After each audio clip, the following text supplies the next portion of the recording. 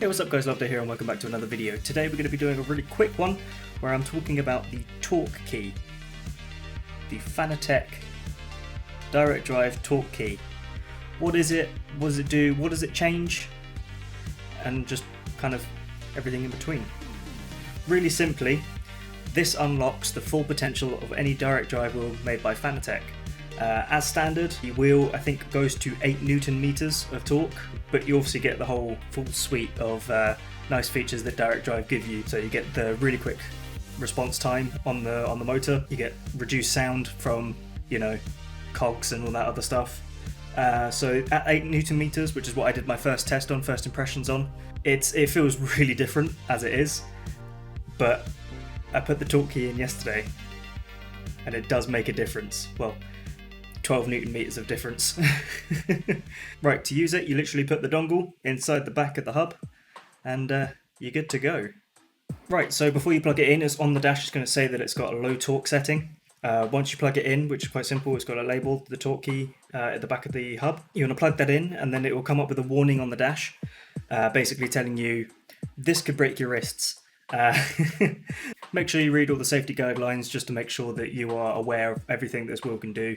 And yeah, obviously they put that there so that if you do break your wrist and you didn't read the instructions, well, it's your own fault, because this is some quite high torque. Right, so now we're in high torque mode. Let's give this a go. Right, so to begin with, we're going to be in the low torque mode. I've changed my mind. We're going to be in the low torque mode, and we are going to do a couple of laps around Zolder. So what I'm running are the oh, hello. The semi-recommended settings. So they're basically the recommended settings from Maurice on the forums. Mostly so I can get the rev lights and then I can adjust them how I want them from that point. So far, pretty light feeling, a lot of rumbling. So if it's at about 75% of maximum torque inside Fanalabs, then it will be about 6 Newton meters, which is what I'm running at currently. So it's either there or thereabouts.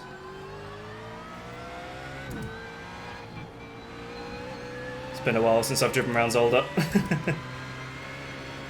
But so far it feels really nice, a little soft. It's a bit more responsive than the CSL at the same kind of peak torque.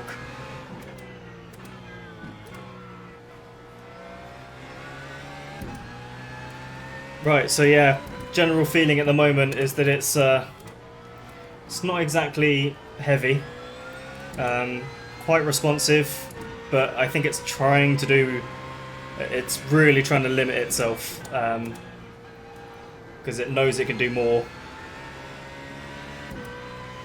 but it's being limited without the torque key. So I'm going to finish this lap, pull over, and put the torque key in. Woo. That's the line.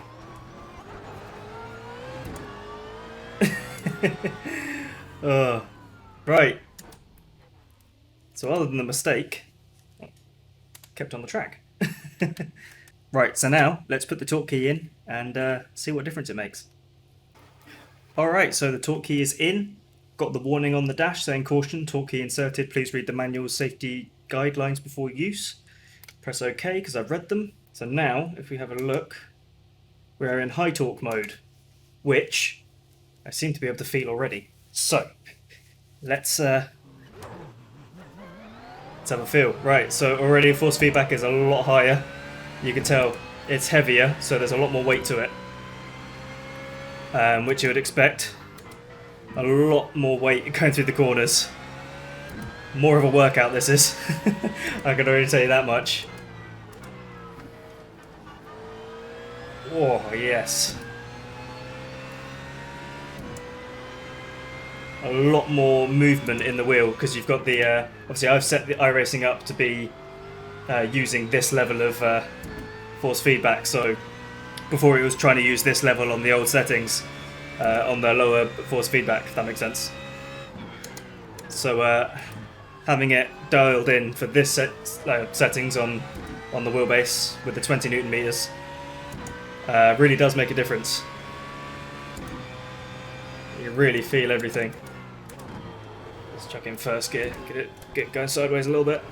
Whoa!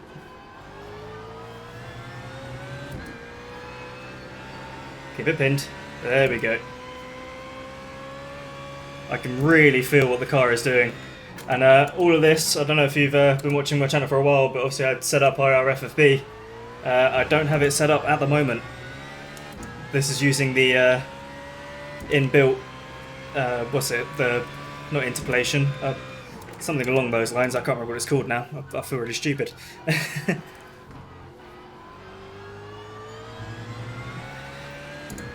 But yeah, it's using the inbuilt thing, which is giving a slight understeer effect and seat of pants feel,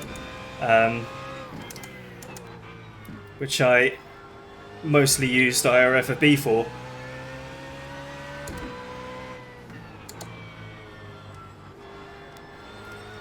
But I think the wheel's actually doing a really good job of telling me that information as it is, which is quite evident in my lap time so far.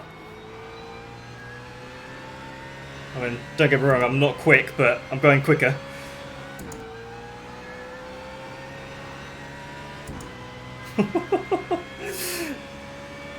You really feel everything, just getting that little touch of weightlessness as you come over that crest. Bumping over those curbs. Absolutely everything. And I think I've got this set to 80%, which would be... Oh, hello, that's the grass. That's a good test, because last time I hit the grass as well. But with the higher force feedback, that was quite bad. Not enough to break my thumbs, because like I was saying, I think I'm on 80%, so 80% of 20 Newton meters. I can't do math, so someone's going to have to do that for me. 16 Newton meters, that's going to be the max torque, I think. Oh. Avoid the sausage. Oh wow, you can really feel each individual sausage going across there. That was a weird sentence to say out loud. See, some of this stuff that I have got ingrained into me to look at visually, because the force feedback was a bit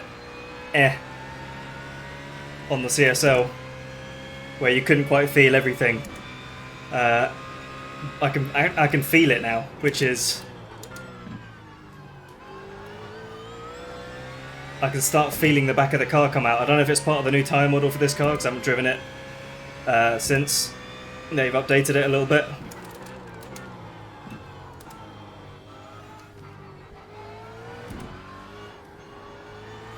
Woo! Getting all of the feedback I could possibly need. All I need now is a butt kicker. If anyone wants to send me one, that'd be great. I'm broke now. I don't know if you could tell with all of this.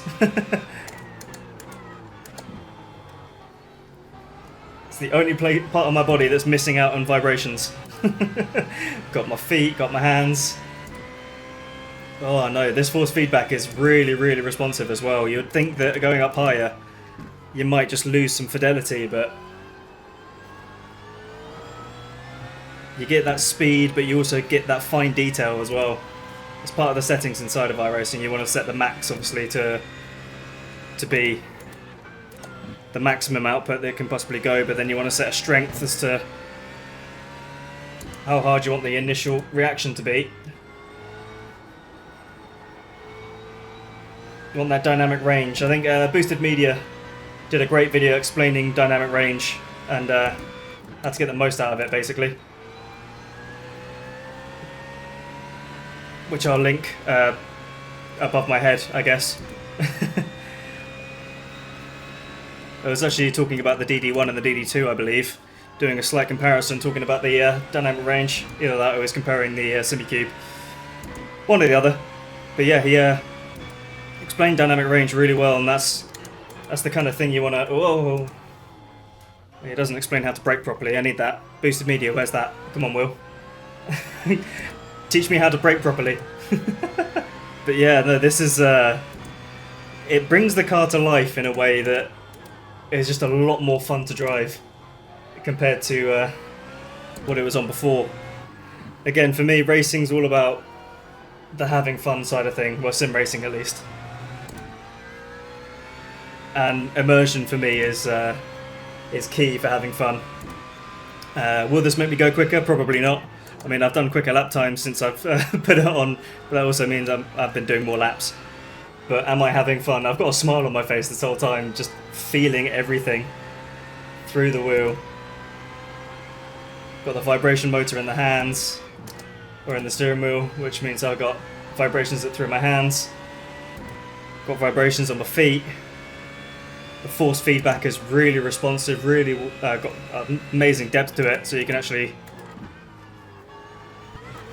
feel the small things and the hard things. So yeah, like road bumps you can feel slightly, but those curbs were really kicking the wheel up, shifting the balance of the car. I used to... oh, hello. I need to brake a little bit earlier for that one.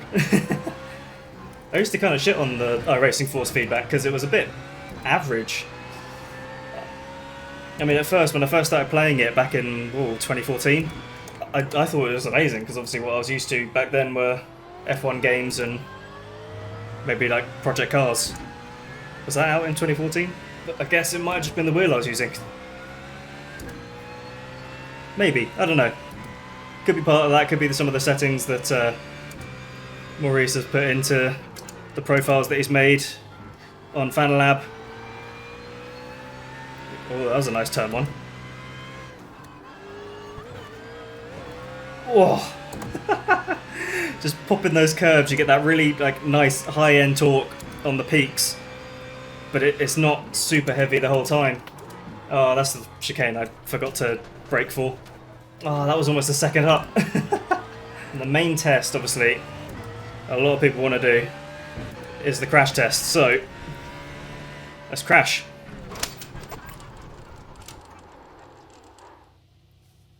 You don't want to be holding on while you crash. Let's put it that way. Yeah. I might turn the settings down a little bit before I go into an actual race because I know how GT3 drivers are like. Right, so it's supposed to be a quick video, ended up being, what, half an hour long? I'll edit that down, get some of the best bits of the driving. But, yeah, look, the torque key really does make a difference. Obviously, it unlocks 12 Newton meters of torque. Are you going to really need that? Probably not. Would it be beneficial to whack it all up to maximum and then in-game turn it down? Probably. That's probably the way to do it. Allow the wheel to use everything, but the game to change the game, effectively. I've said game so many times in the past couple of videos. So yeah, doing it that way is probably the best way to do it, is just have maximum torque through the wheel, but then adjust it through the game. Just don't forget, because it will break your wrists. But yeah, that was supposed to be a quick video about the torque key, what it does, how it works, the differences. Ended up being a bit more, the DD1's great, because the DD1 is great. Direct drive is just... I'm so happy. Sorry about the camera shake, by the way. I've just realised my webcam's leaning up against my monitor, so anytime this moves, the camera moves. I've literally just noticed that. I'm really sorry. But yeah, if you like this video, give it a like. If you really like, subscribe and play with the notification bell to be notified whenever I upload a video, whenever that may be. And yeah, more stuff soon. Maybe. Alright. Cheers, guys.